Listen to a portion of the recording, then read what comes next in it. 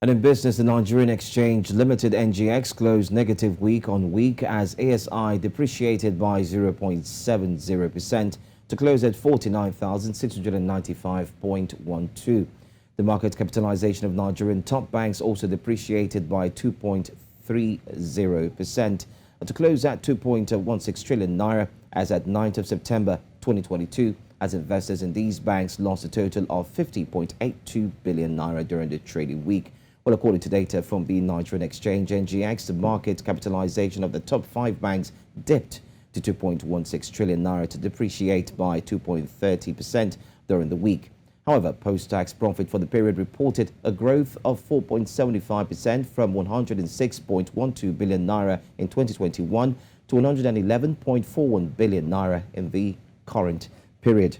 Well, joining me live in News Central this morning is Azeez Lawal, Managing Director of Banc Asset Management. It's good to see you again, Azeez. I hope the weather has not obstructed your movements. Thank you for having me. Of course, it did. It did, definitely. I'm sure you found a way through, no doubt. All right, let's go straight into it on a Monday morning. Now, the market ended bearish on Friday despite the positive outcome of Thursday. Tell us what led to this, by the way. Yeah, what we saw last week in the market was more of a mixed sentiment. Earlier in the week, the bears were fully in charge of the market, so we saw the market close negative Monday to Wednesday. But on Thursday, we saw the bulls come back, and Friday the bulls also dominated the market. But the performances we saw on Thursday and the positive performance we saw on Thursday and Friday were not enough to erase the negative performances we saw earlier in the week. As a result, week on week, the market was down. I mean, significantly, it was the banks, like you noted in your report, where the banking index lost significantly. Stanbic was on the top 20 losers list. Stanbic, Zenith. We also saw Anifla there. So largely, those stocks kind of shaped the outcome of the markets. Most of the stocks on the top 20 list on the top 20 gainers list were small cap stocks that cannot shape or completely shape the performance of the market on a weekly basis. So in summary, what we saw last week was more mixed reaction from the bargain hunters and profit takers, and eventually it was the profit takers that had the week. Thank you.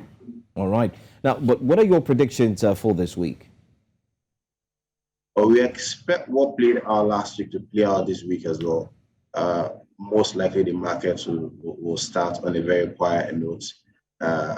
Into the week, we would expect that there will be more bearish sentiment, more than bargain opportunities.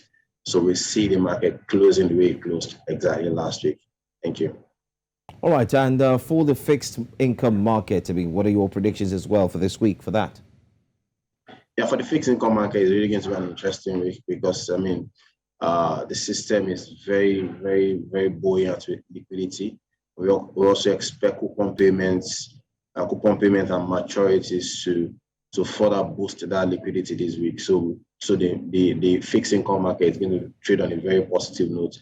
We expect buy side activities to outweigh sell side activities. So it's going to be a good week for fixed income trader in terms of bullish activities.